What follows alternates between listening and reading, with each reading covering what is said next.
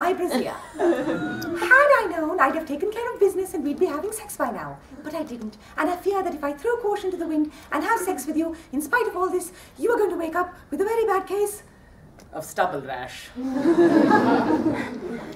It's so unfair, isn't it? And the list of body parts that we must groom, unending. Eyebrows, upper lip, chin, sideburns, arms, legs, fingers, toes, back, front. And let's be honest, ladies, the one and only reason every single one of us owns a pair of tweezers, nipple hair. And I know it's just not just me and her.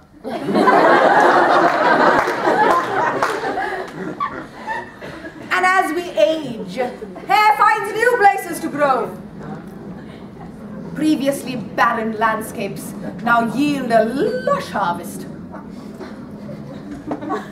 It is truly amazing to me the things that we must put up with. And I have put up. I have endured the pain of having hair yanked from the root. And I have endured the inconvenience of wearing jeans in the summertime. And I have endured all of this in as cheerful a manner as possible. But I do believe that we have gone too far. And I began believing this during my first ever Brazilian bikini. Like many of you, I was first made aware of the Brazilian more than a decade ago. I was told that it was the complete removal of all hair from the happy cavity. Both happy cavities, actually, front and rear.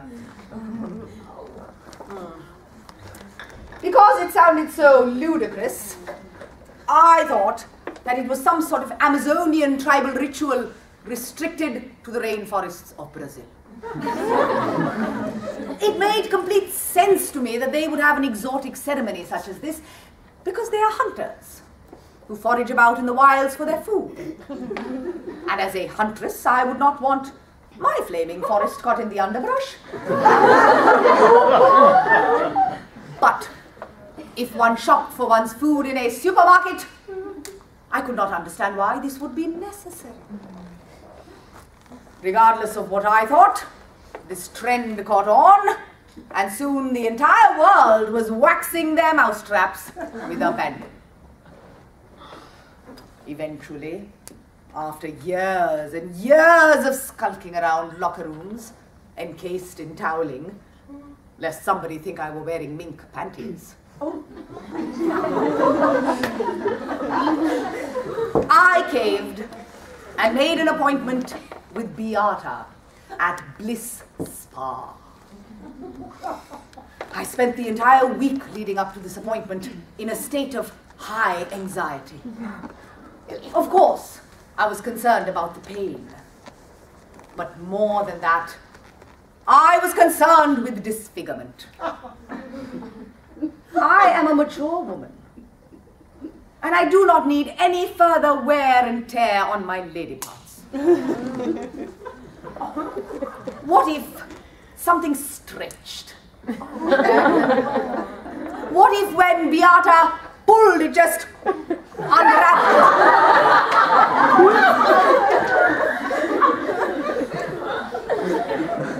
Anyway, the big day arrived, and I found myself standing in a warm, quiet, waxing room, wearing a turtleneck sweater, a paper thong, and my socks.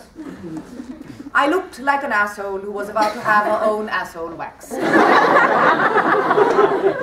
next thing I know, I'm on my back with my knees in my face and Beata peering into my end zone. Until then, the only person who had looked at me that closely had been my gynecologist. And I always trim the hedges when I visit with her because I'm a decent person who likes to make things as pleasant as possible. For obvious reasons, I trimmed nothing for Beata. And so I apologized.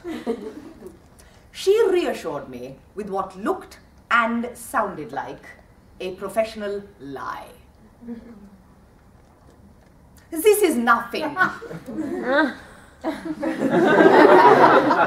have seen much worse. And then, with the swift and efficient moves of a highly trained ninja, Yata waxed me all the way from Bangalore to Madras. And she meant business. Not a single hair was left standing. Any errant hairs that had managed to evade the wax were savagely tweezed out, one at a time.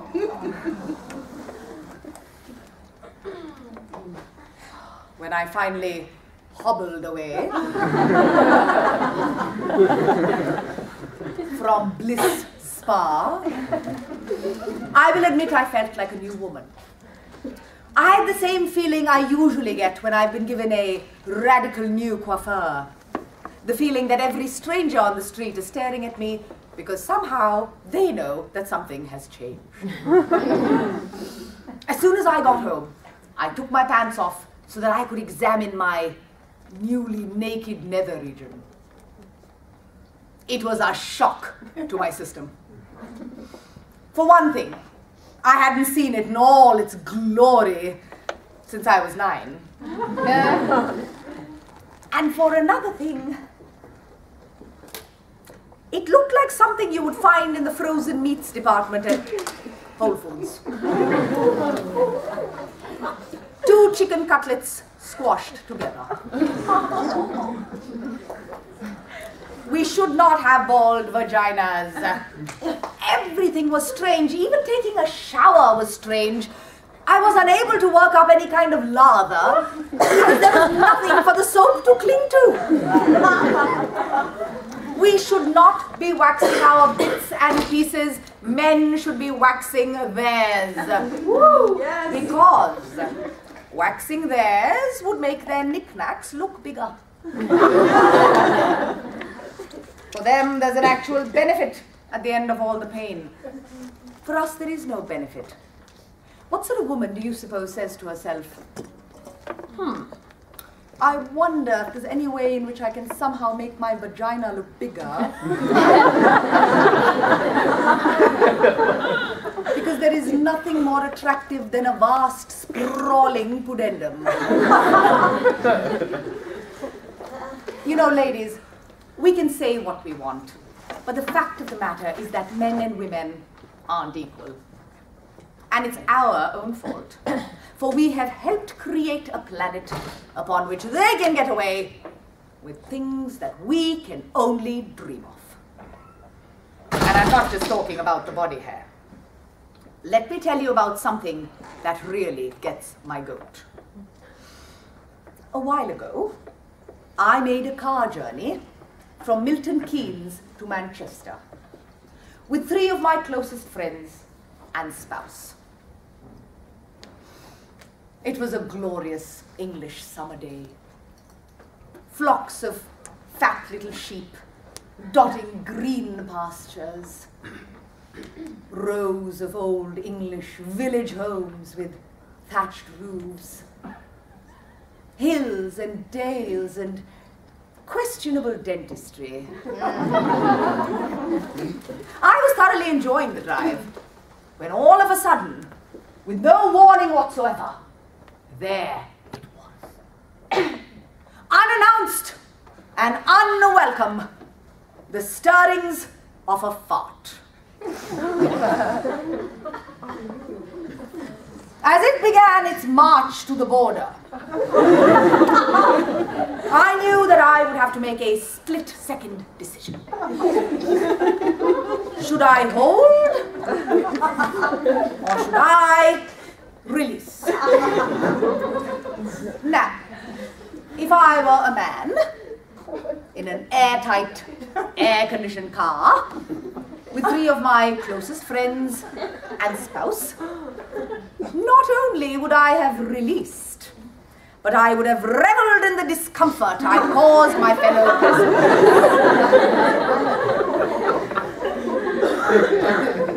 But Because I am a woman, years of conditioning has shown me that had I chosen to discharge the old cannon, I would have been viewed as a freak by all 4 traveling companions, including my dear husband, who seems to think that farting is unladylike, but me squatting on the floor, tongue juggling his beanbags is not.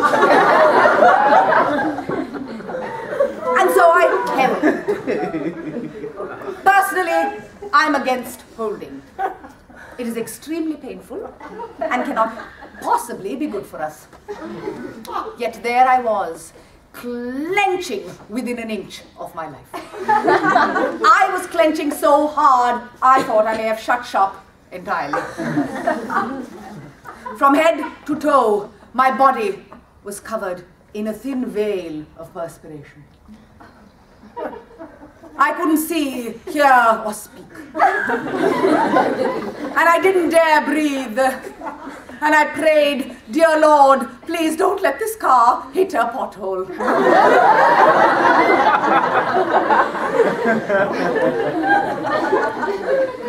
And finally, the fart withdrew. Now, the fact that a fart has somewhere to withdraw to, that's a whole other story. The point of this one is that sexism has managed to find its way into a basic biological function. We have the right to vote, but not the right to fart and relax about it. Not in public, anyway. If we ladies want to fart, we must pretend we are taking a phone call. And leave a room. We have created a situation in which men have forgotten we fart at all. We have evolved into so prissy a group that now farting in the same room as your loved one is some sort of relationship milestone. It signifies that you as a lady are now finally comfortable enough with your man to let one go. Men buy us engagement rings. We fart. It's our way of saying, now, I'm really serious about it. I'm going to stop for a second and check with Fauzia. Are we good? We're good. 5 more minutes. 5 more minutes? All right. One last story, ladies and gentlemen, and then we're done. All right, so, talked about farting. Let's see what else we have. All right. As we ladies know, beauty, grace, and feminine dignity are an illusion. For if it were not an illusion, for if in fact it were possible for us to achieve this ideal of the fairer sex, then tell me, ladies, why would our biology be capable of the inexplicable, astonishing, and quite frankly, unnecessary pussy fart?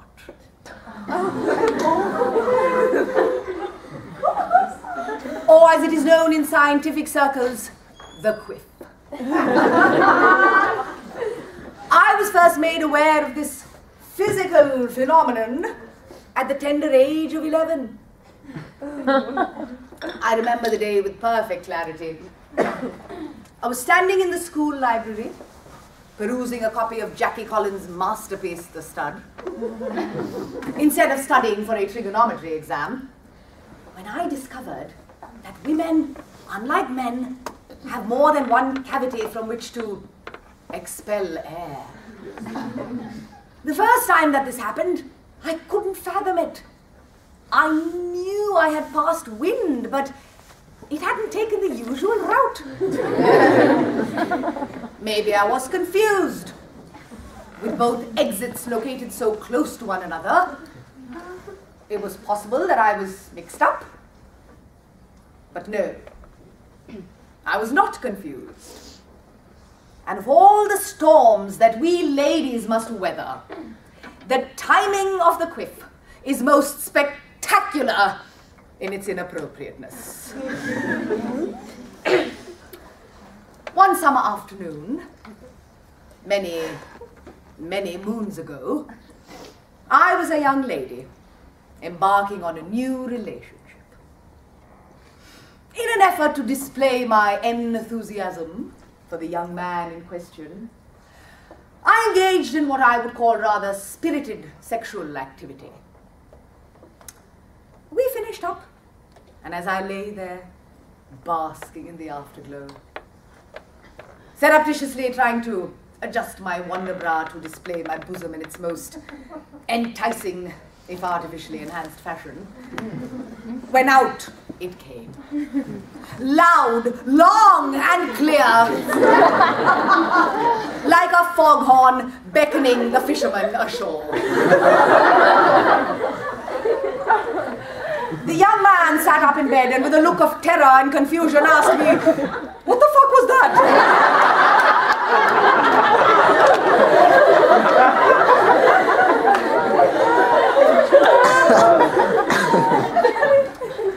That only ever happens when the sex is really great.